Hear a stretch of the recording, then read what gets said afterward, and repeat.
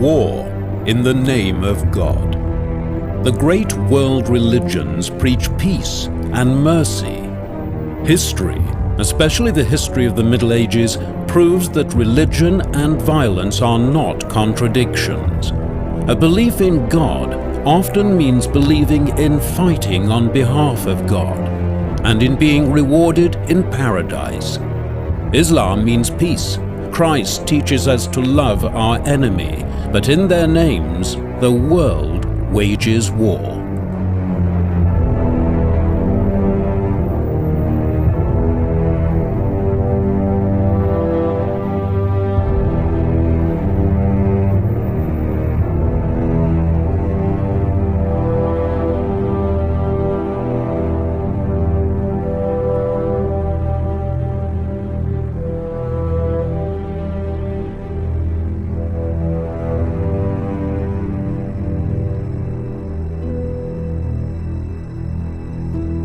The unique and triumphal expansion of Islam has made it the religion of many peoples from Spain to Indonesia. But there is no Islamic empire, just as there is no Christian empire. Everywhere in the Middle Ages there are wars among princes and tribes. For half a century there have been crusades to the Holy Land. After Islam, Christianity too spreads to every corner of the world. The center of Islamic civilization is Baghdad, the most magnificent city on earth.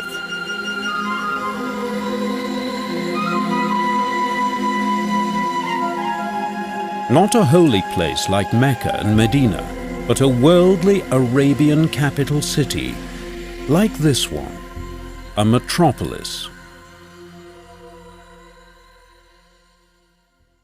At the end of the 8th century, Baghdad had become the center of the world. No other city could compare with this splendid capital. The centers of learning, the academies, the hospitals, the baths. Everything was perfect. The real threat to the worldly empire of Allah does not come from Europe. For 2 centuries, the Crusaders only threaten the coastal areas. The Christians want Jerusalem. That is what they are fighting for, with little success. For the Islamic empires, the Crusaders are a problem only on their borders. It is not a clash of civilizations. The real threat to Islam comes from the steppes of Asia. Like a natural disaster, the Mongols fall upon their enemies. Merciless, annihilating, unbeatable. They bring no superior culture with them, only brutality. In 1258, Baghdad falls into their hands. The Mongols were much worse than their predecessors in Baghdad. Basically, they possessed no culture and simply destroyed everything in their path. At first, there was some religious tolerance, but the second phase of the Mongol rule was dreadful. The Mongols, mounted nomads, their wealth, herds of cattle. Revenge is their prime mover. Over the ages, the Mongols have lived by perfecting their herding skills. Drive the cattle together, cut the ones you want out of the herd, slaughter them. This turns them into perfect soldiers. In 1260, at Ain Chalut, they are defeated by the Arabs for the first time in history. They are forced to withdraw.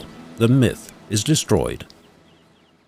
Das ist ja das Interessante bei den Mongolen gewesen. Sie sind ziemlich schnell. The really interesting thing about the Mongols is that they come storming over the horizon and conquer the Islamic territories pretty quickly, meaning that there's no time to evaluate the threat. Angerichteten Schaden mustern konnte.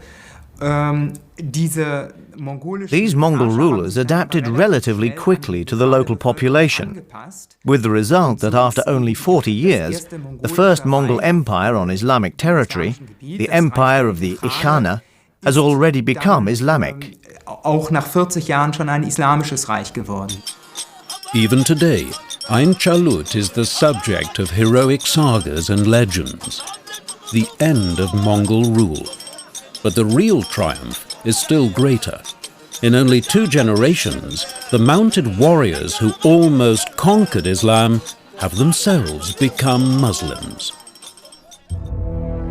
The Book of Allah is mightier than the Mongols' perfect military machine.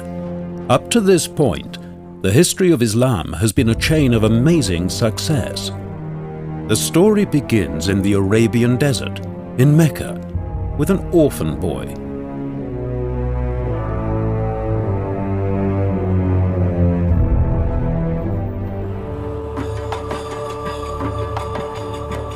In the year 569, in what is now Saudi Arabia, Muhammad is born.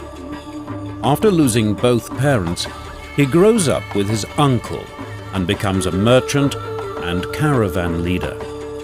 Then signs. A Christian monk foretells that Muhammad will become a prophet, and more than that, he will be the last, the ultimate prophet.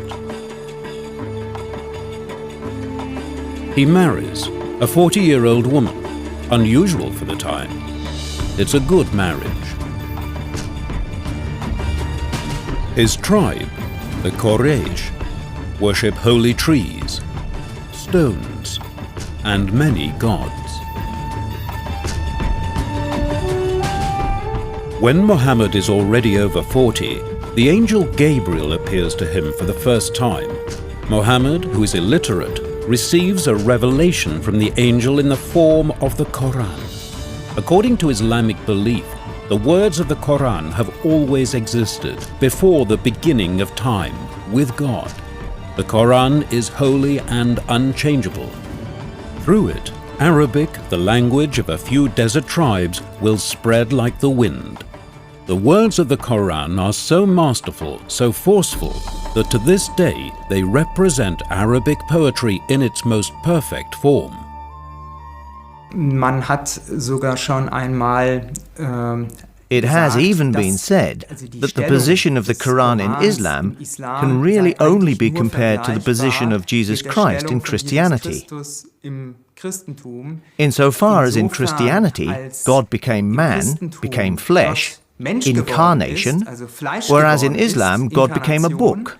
So we can speak of an inlibration. Islam Gott Buch geworden ist. Und insofern spricht man auch von einer Inlibration.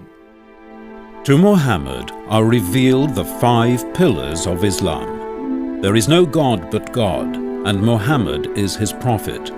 Every day, 5 prayers, alms for the poor, fasting during Ramadan, and the pilgrimage to Mecca. Muhammad is the last prophet, a perfect man, but still only a man. There are 28 prophets in the Quran, among them Adam and Abraham. For Muslims, Jesus is one of the prophets. Like Maria, he has a rather special place in the Quran, is known as the word and breath of Allah, and after his death is lifted up to God. Muslims do not believe in his crucifixion, saying that another was crucified in place of the prophet Jesus. The closely related Christian and Jewish religions were allowed to be practiced in Islamic empires. Christianity was similarly tolerant only in the later Crusader states. Man war sich indirekt sicherlich gewisser Gemeinsamkeiten. There was certainly an indirect awareness of certain common elements. For instance, from the early Middle Ages onwards, there are texts which repeatedly point out that, of course, Muslims too go all the way back to a common progenitor, Abraham. But that was not always seen as a positive argument or as representing a positive attitude towards Muslims.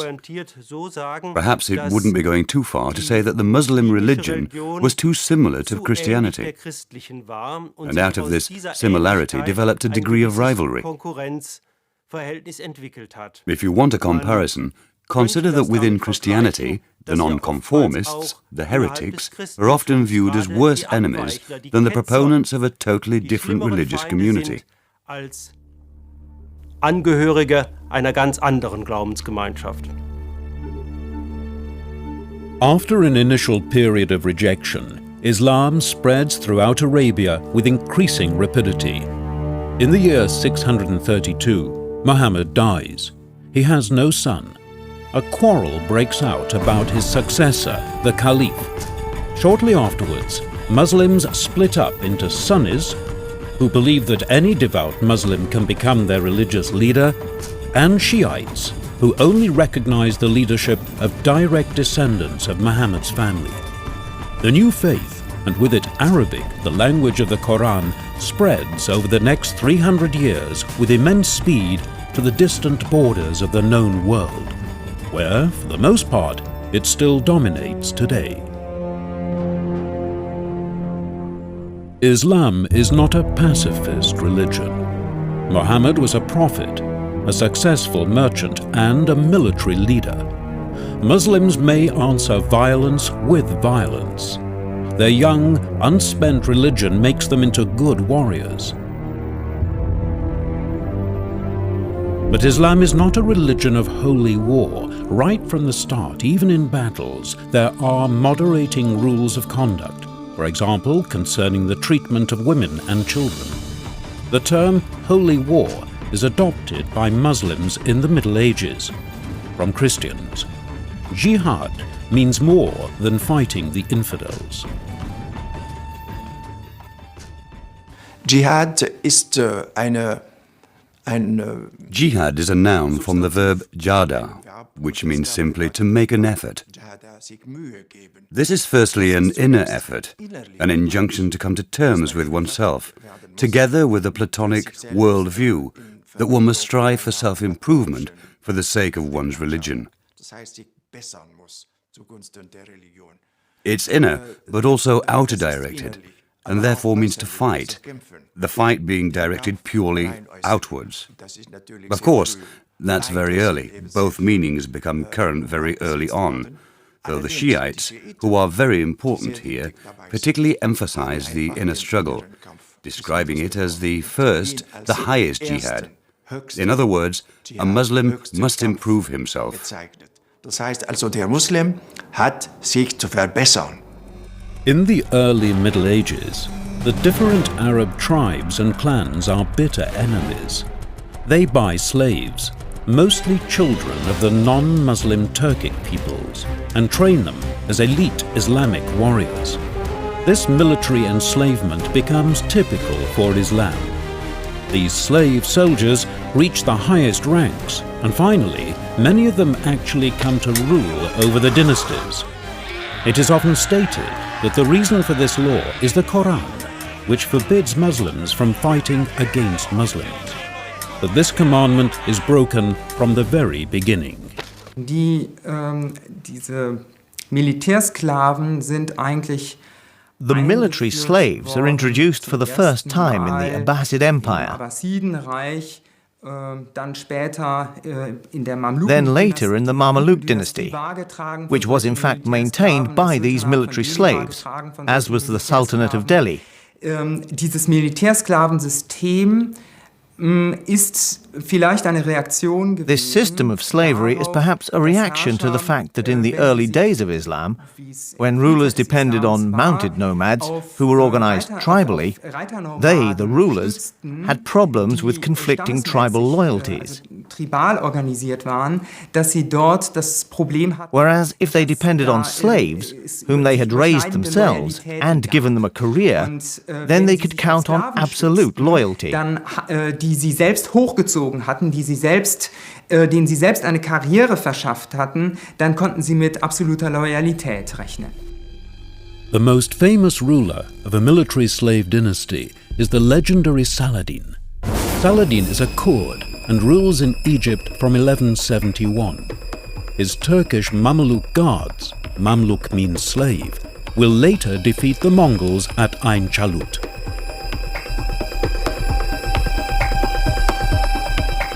The system of military slaves continues even after the Middle Ages. The Turkish Janissary Guards were recruited from 20,000 Russian and African children purchased every year. Christians had to surrender every fifth child to the Ottoman Empire. 800 AD. The victorious military expansion of Islam brings with it not only war and the new faith, but also superior scientific knowledge and an advanced culture. The Arabs have become a seafaring nation. They make new discoveries in the fields of mathematics, astronomy, cartography and navigation, optics, chemistry, physics and medicine. Muslim Arabs now produce the best scientists of the Middle Ages. The instruction in the Quran to pray in the direction of Mecca at certain hours demands a precise knowledge of time and orientation. Sailors navigating towards a fixed destination are more interested in practical theories than in theological correctness. The Arabs learn from every culture they encounter. Their scholars discover the works of the Greek philosophers. The result is a unique flowering of knowledge, culture, and intellectual freedom. Arabic poetry, viewed with mistrust by the Quran, is a further driving force in this development. From this time, we have inherited such words as cipher, zero, algorithm, zenith, and our numbers. Surprisingly, the Arabic word for this process is linked to the concept of jihad. Ijtihad bedeutet einfach die sogenannte Ijtihad simply means to cultivate, to make fruitful everything one touches. In religion, in all disciplines, when one thinks of the great theologies, that means one must seek to innovate, not just to receive knowledge. This is shown in science and philosophy. They didn't merely take from the philosophy of the ancient Greeks, Plato, and above all Aristotle. They contributed to the sum of knowledge. They innovated and communicated. Avicenna, along with Averroes, the most important philosopher-scientist, writes medical textbooks which continue to be studied in Europe well into the 17th century, because there is nothing comparable in existence. The decline of this cultural and scientific flowering goes hand in hand with the growing power of orthodox theology. Aristotle's logic, one of the keys to scientific knowledge, is forbidden by the clergy. Philosophers become objects of contempt. The designs of Arab ships are copied by the Spaniards and Portuguese. Islamic knowledge is adopted. Around 1450, Europeans venture out into the Atlantic using Arab technology.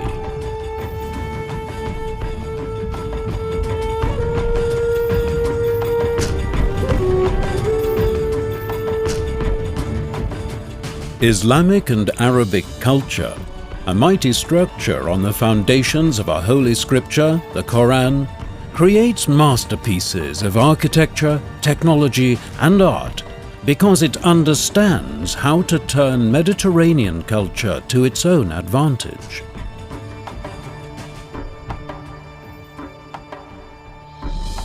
Die wichtigsten Zentren der antiken Wissenschaft waren ja gar nicht mal in The most important centers of ancient science were not in Greece itself at all. They were in Alexandria, that is, in Egypt, and partly in Syria. These were places where one could draw on traditions that were still cultivated in the land that created them. In Europe, it was a little different. Germany or France were certainly not centers of learning in antiquity. Ja auch in der Antike nicht Bildungszentren gewesen. Islam has overcome the barriers of clan and race. The Quran is a holy book from West Africa to Indonesia, a mighty culture. Its decline begins with the loss of intellectual freedom in the Middle Ages, with theological fossilization.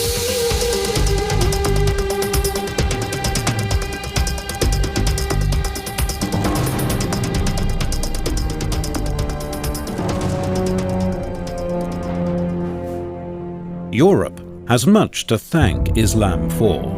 Spain flourished under the Umayyad dynasty from 755 to 1031, and until the fall of the last Islamic enclave, Granada, in 1492. Even so, shortly after the occupation, the Reconquista begins, the attempt at reconquest by Christian forces. The struggle will last for centuries. Islam in Europe. For centuries, Muslim culture is a dynamic presence in Portugal and Spain. There are many unknown influences and features held in common. The Arabs bring chess to Europe, knowledge about gardens and agriculture. Their architecture contributes to the Gothic style, and Sufi mystics will later even influence the rules of the Jesuits. During the Umayyad period under Islam, Jews, Christians and Muslims lived together in peace.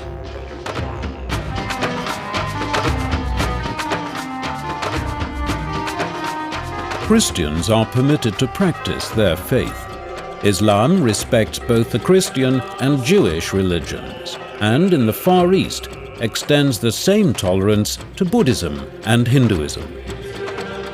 Arts and crafts profit from Arabian knowledge. Damascus steel is just one example of Arabian skill in the working of metals. One of the most remarkable cultural sharings is knighthood. The ideal of chivalry held by Muslims and Christians of the early Middle Ages is very similar. Even the notion of romantic devotion to a distant, unreachable lady is probably an invention of early Arabic poetry. The culture of the troubadour, from the poetry to the music, has its origins in Baghdad and migrates to France.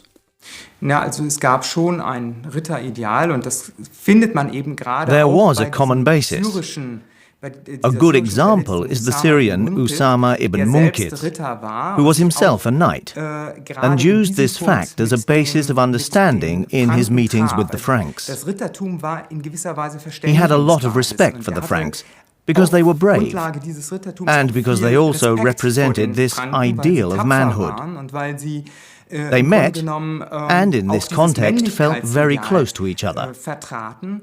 Und, He tells of many knights to da whom he traf man felt sich really tatsächlich. close, In dem Punkt fühlte man like sich sehr brothers. nah. Und He calls them berichtet auch my von vielen brothers, Rittern, denen my friends. richtig nahe stand und die er als Brüder, als mein Bruder oder mein Freund bezeichnet.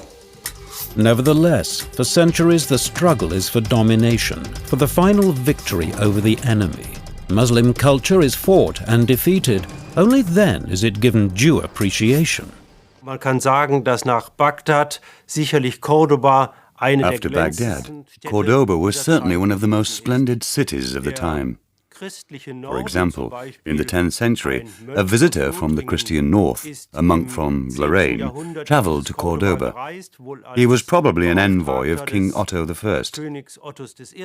and he's Und impressed by the city's splendor, its size, and also, it must be said, by the power of the Caliph in Cordoba. However, the processes of cultural exchange are not so marked in the 10th century during the time of the caliphs.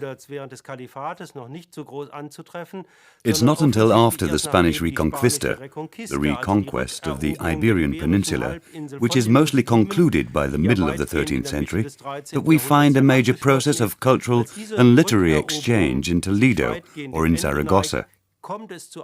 But in other cities too, works of antiquity, which had previously been translated in Syria, are now translated back into Latin with the help of Jewish translators. And so the whole of Aristotle finds its way into the universities, which at the start of the 13th century are just beginning to flourish in the Latin An West. die Universitäten, die ja zu Beginn des 13. Jahrhunderts dann im lateinischen Westen aufblühen. In Spain, the Muslim inheritance intermingles with the Christian culture. Europe can thank Islam for the return to its ancient roots.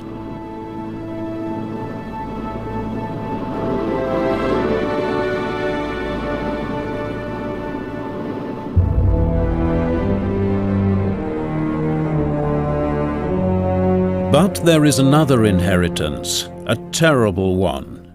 Terrorism is invented in the 12th century by a fanatical Islamic splinter group called the Assassins.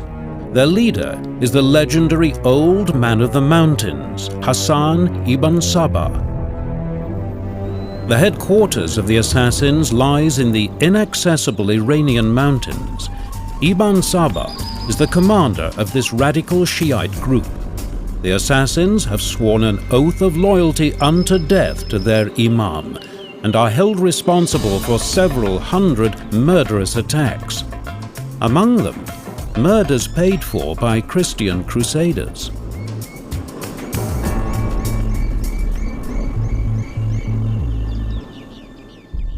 One shouldn't forget that the sect of the Assassins claims legitimacy from the eldest son of a caliph from the end of the 12th century. Nizar, the Nizarids. They fought in support of this caliph, who claimed total power, including religious power. And before him, there were several Fatimid caliphs, who declared themselves to be Godheads incarnate. They were literally worshipped.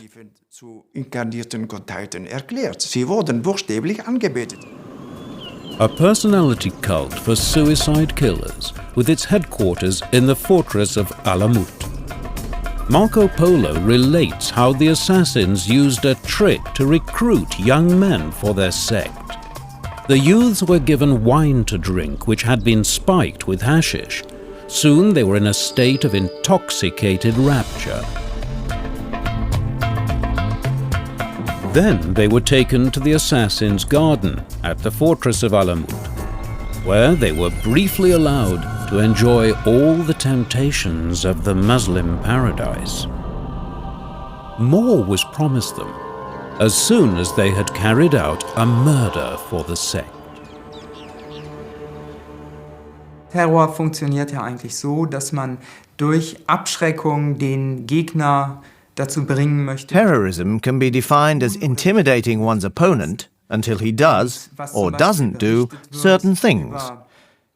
Accounts we have about Rashid ad-Din Sinan, for example, how he dealt with Saladin, a contemporary, who was very powerful, indicate that Rashid ad-Din Sinan used a series of carefully calculated actions of this kind to dissuade Saladin from conquering the Ishmaelite territories. Davon abzubringen, die ismailitischen Gebiete zu erobern. It is told that Saladin awoke one morning to find a dagger and a message beside his bed, a warning not to go to war against the Nizarids. The terror raged for 200 years. It was finally the Mongols in 1256 who destroyed the fortress of Alamut and killed all the assassins. War and terror in the name of Allah are not the inventions of our present age. Then, as now, terror in the name of Allah is an abuse of Islam.